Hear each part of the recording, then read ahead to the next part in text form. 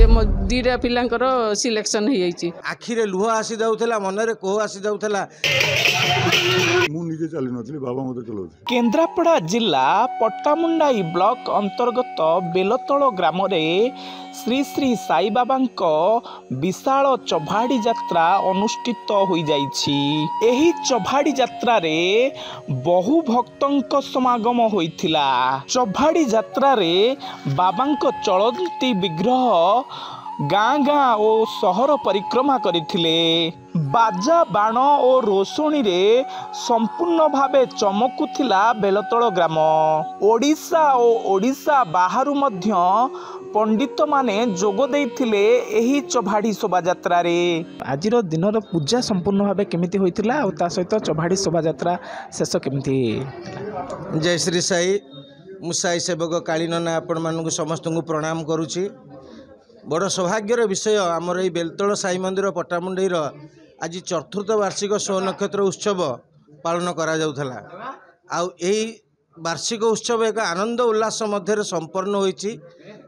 आज सकाळे बाबांकर महाअभिषेक स्नान होइतला। तापर शिरडी धाम रे रीतिनीति अनुसार श्री साई सत्यनारायण पूजा मध्याह्न आळती प्राय 2 ରୁ 3 हजार लोकों प्रसादर सेवन बंदोबस्त करा जाइतला।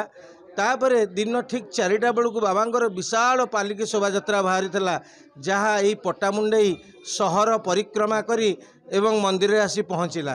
एवं एथेर हजार हजार लोक निजको सामिल करी निजको सौभाग्य मन करुले। बाबा को जितेबाला कांधे दौले लोकों मनरे आखिरे लुह आसी जाऊला मनरे कोह आसी जाऊला। बाबा तांकर पाखे पाखे कांधे बड़ खुशीर विषय जे आमर यही पट्टामुंडेई बेलतल साई मंदिर रीतिनीति ठीक शिरडी धाम अनुसार मुझे करने को चेष्टा करे। करी तो पारे नहीं किंतु करने को चेष्टा करे। बाबा पाखे एतिकी मु प्रार्थना समस्ते यही चैनल देखुवा मोर समस्त भाई भौणी मैंने तथा ये चैनल को धरिकी जी बाइट नौ जे कैमेरा भाई सहित परिवार एवं समस्त लोक देखी परिवार को बाबा खुशी मंगल रखु।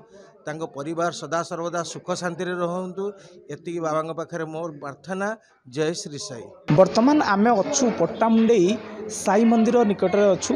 आज बाबांकर विराट चौभाड़ी शोभा यात्रा अनुष्ठित होता। पाखु बुझा अनुभूति कौन बाबांकर आज जो चौभाड़ी यात्रा को नहीं? साईराम। मो ना शुक्ला पंडा, पट्टामुंडेई महाजन साई मो घर। मु बाबा मंदिर प्रतिष्ठा दिन रू मंदिर को आसुची। मोर अनुभूति है जे बाबा पाखे समस्ते समान किंतु बाबा पाखे से हृदय नहीं डाकिबार अच्छी जो हृदय से सबकिछि दे पारती से महान। तांको जदि जी भल भाई भल पाई एवं ताकू अंतरर सहित डाकी से सांगे सांगे तार जवाब दियंती। तेणु मो क्षेत्र में मत से मोर दीटी पिला को लेकिन मुझे भुवनेश्वर जाकि रही 6 मास मो तादेह अनुभूति पाई जे मो दीटा पिलांकर सिलेक्शन हो जाइए। मो बड़ झील IIT रे पाई एवं सान पु एक्सआईएम रे मास कम्युनिकेशन पाई। धन्यवाद। आज जो बाबांकर चौभाड़ी शोभा यात्रा चलला आपण तो संपूर्ण भावे थिले संपूर्ण शांति श्रृंखला भावे बाबांकर चौभाड़ी शोभा यात्रा होती। आपण से विषय कौन कहे? बाबांकर ये चौभाड़ी पट्टामुंडेई रे वर्णना करी हेबनी। माने एते जाकजमक पालन हुए माने लगे आम जमी बरजात्री रे जाऊचु एवं से जो खुशी से जो आम सकाल रू आसिक दिन 3टा रू बाबा सहित जाऊ एवं फेरु फेरु दिन संध्या 8टा हो जाए से समयटा केमती कटि जाए आम जानीपारूना। किंतु ता भितर साई भक्त मान भितर एते माने श्रृंखला भाव में जाती और श्रृंखला भाव में आसती से बहुत खुशी लगे। कहीं माँ ठू आरंभ कर छोट छुआ ठू आरंभ कर झील मान आरंभ कर पुओ मैंने समस्ते जाती तादे समस्ते बाबांकर से जो श्रद्धारे जो जाती और श्रद्धारे आसती से भक्ति देखिले वर्णना करी हेबनी। आज आपण बाबांका चौभाड़ी शोभा यात्रा रे संपूर्ण भावे उपस्थित रही हजार हजार भक्तों सहित आपण बुलुथिले बाजार परिक्रमा करुथिले। आपणकर अनुभूति कौन? देखो विश्वास रोज भगवान यदि विश्वास अच्छी तो आप निश्चिंत बाबांकर करुणा कृपा लाभ करेंगे। आउ जदि विश्वास रे आपण किसी प्राप्ति कले सेटा तो प्रकाश करा जाए ना। कारण आध्यात्मिक लाइन रे आपण जदि भगवान को पूजन कला परे किसी भी उपलब्धि करुँच सेटा आपण को संपूर्ण व्यक्तिगत सबुटा बड़ जिनस हूँ विश्वास।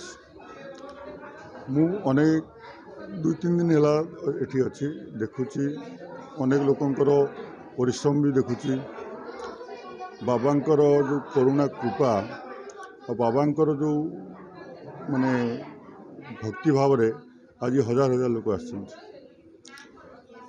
भगवान निश्चिंत भगवान यदि भक्त डाक न शुणते ताले भक्त आज जो दुनिया रे स्वार्थपर दुनिया रे भक्त भी आसी न निश्चिंत प्रत्येक भक्तर मनस्कामना पूर्ण हो जहाँ फल कि से विश्वास रे आहरी किसी प्राप्त करने भगवान पाक आज आज दुनिया रे आजिकल जो दुनिया रे प्रत्येक मनीष मंदिर को जाऊँगी किसी मागिया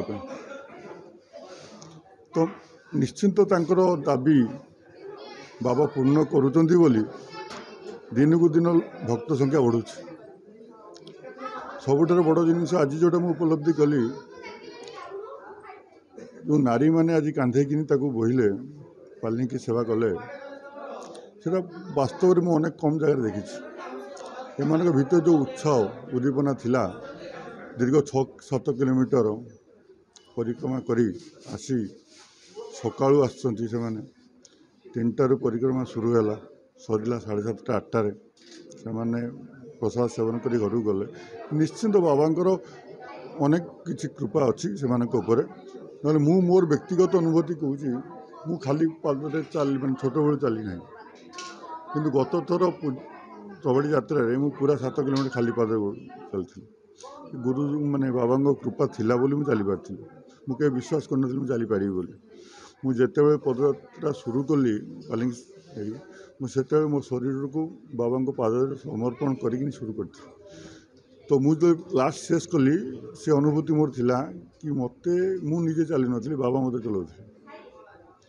तो एठिकार जो परिस्थिति मुझे देखुची परिवेश भक्तिर जो परिवेश सतरे अकल्पनीय खूब भल एठिकार भक्त मानकर प्लस आमर ये जो 2 जन पूजक थिले जड़े तो मंदिर में रुहति जगाना आउ जड़े कालीना बोली आसछन्ति सेमानकर मंत्र पाठरे सेमानकर भगवान को प्रति जो श्रद्धा से श्रद्धारे आज मंदिर पॉजिटिव वाइब्रेशन रे पूरा भरपूर थिला समस्ते आज खुशी काटी दिनटी मु प्रार्थना करुँच भगवान पाखे समस्त मनस्कामना पूर्ण हो प्लस जो मैंने आज ये आसी पारि ना से मन में जदि किसी इच्छा थाए बाबा भी पूर्ण करूँ।